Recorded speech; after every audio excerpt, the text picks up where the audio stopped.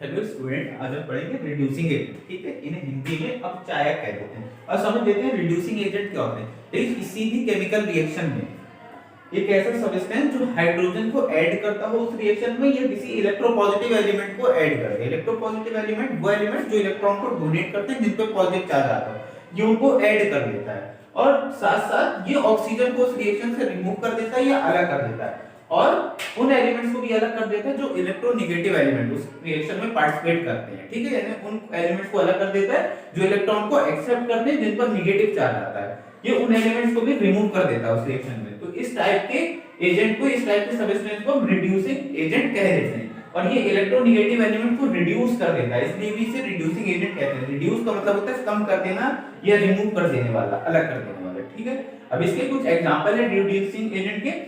Hydrogen sulphide, जिसका example है H2S। ठीक है, स्टेनलेस क्लोराइड, जिसका फार्मूला है SnCl2।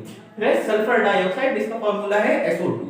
कार्बन का C, कार्बन मोनोऑक्साइड का CO। ओके, एल्युमिनियम का Al और नाइट्रस एसिड का HNO2 एक्सेट्रा, मतलब और भी होंगे। ठीक है, अब अपचायक को हम हिंदी में समझ लेते हैं। देखिए, वो पदार्थ जो किसी अन्य पदार्थ को अपचायी कर देते हैं या रिड्यूस कर देते हैं, उस अभिक्रिया में कम कर देते हैं उसकी मात्रा को, या बिल्कुल अलग कर देते हैं।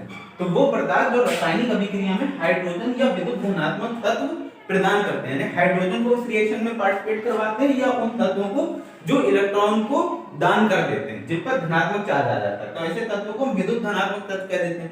ये उनको उस अभिक्रिया में ऐड कर देते हैं, तथा ऑक्सीजन को या अन्य विद्युत ऋणात्मक तत्वों को, विद्युत ऋणात्मक तत्व वो तत्व हो गए जो इलेक्ट्रॉन को एक्सेप्ट करते हैं, जिन पर धनात्मक की जगह ऋणात्मक चार्ज आता है। ठीक है, तो उन्हें विद्युत ऋणात्मक तत्व कह देते हैं। तो ये उन तत्वों को बिल्कुल अलग कर देते हैं उस अभिक्रिया से। तो इस प्रकार के पदार्थ को हम अपचायक कह देते हैं, या इंग्लिश में रिड्यूसिंग एजेंट कह देते हैं।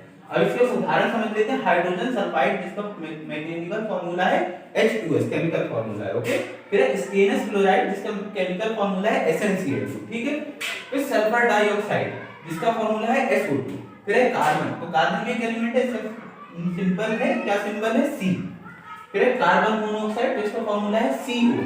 ठीक है, फिर एल्युमिनियम, तो Al, और नाइट्रस अमोनियम HNO2 आदि, और भी इसमें तत्व होंगे, और भी इसमें रसायन पाए जाएंगे। तो इनको हम रिड्यूसिंग एजेंट कह देते हैं और हिंदी में अपचायक कह देते हैं। ओके।